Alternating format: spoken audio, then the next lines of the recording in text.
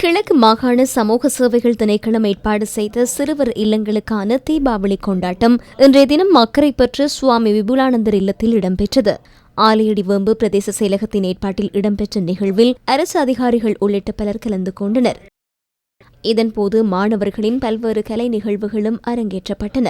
அவர்களுக்கு பரிசில்களும் புத்தாடைகளும் கற்றல் உபகரணங்களும் இனிப்பு பண்டங்களும் வழங்கப்பட்டன.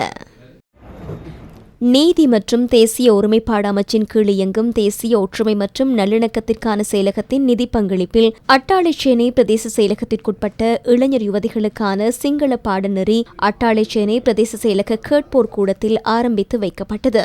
பிரதேச செயலாளரின் வழிகாட்டலின் கீழ் இந்நடவடிக்கை ஆரம்பமானது.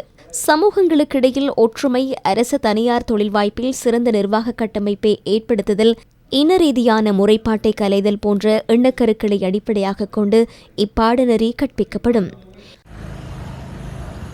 சுகாதார அமைச்சின் செயலாளர் HEMWG திசாநாயக்க நேற்றைய தினம் இறக்காமம் பிரதேச வைத்தியசாலைக்கு விஜயம் செய்தார்.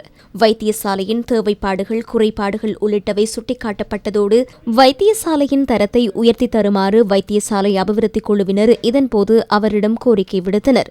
குறித்த பிரச்சினைகளுக்கு தீர்வு வழங்குவதாக தெரிவித்த செயலாளர் பிராந்திய சுகாதார சேவைகள் பணிப்பாளருடன் கலந்துரையாடி ஏனைய விடயங்களை முன்னெடுக்குமாறும் குறிப்பிட்டார். ஏறாவூர் பற்று பெரிய புல்லுமலை வெளிக்கக்கண்டே புதிய வீதியை மக்களின் பாவனைக்கு கையளிக்கும் நிகழ்வு நேற்று இடம்பெற்றது. தேசிய மக்கள் சக்தியின் மட்டக்களப்பு மாவட்ட அமைப்பாளர் கே. திலகநாதன் தலைமையில் இந்நிகழ்வு இடம்பெற்றது. இந்த வீதி அமைக்கப்பட்டதனூடாக 500க்கும் மேற்பட்ட குடும்பங்கள் நன்மையடைய உள்ளன. மட்டக்களப்பு மண்முனை தென்னிரவில் பற்று களுவாஞ்சிக்குடி பிரதேச செயலகம் ஏற்பாடு செய்த பிறப்பு மற்றும் திருமண பதிவு சான்றிதழ்களை பெற்றுக்கொள்ளும் நடமாடும் சேவை நேற்று பிரதேச செயலாளரின் தலைமையில் இடம்பெற்றது. பதிவு திருமணம் செய்யாதவர்களுக்கு இங்கு பதிவு திருமணம் செய்து வைக்கப்பட்டது. தலவாக்கலை ஹாலிவுட் தேயிலை தொழிற்சாலை தூய்மையான உற்பத்தி விருதில் தங்கப்பதக்கத்தை வென்றுள்ளது.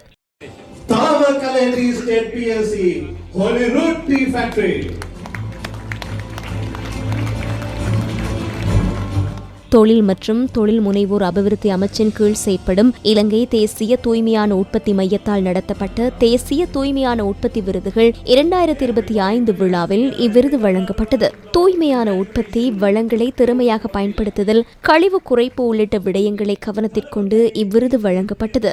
அமைச்சர் சுனில் ஹந்துநெத்தி இவ்விருதினை வழங்கி வைத்தார்.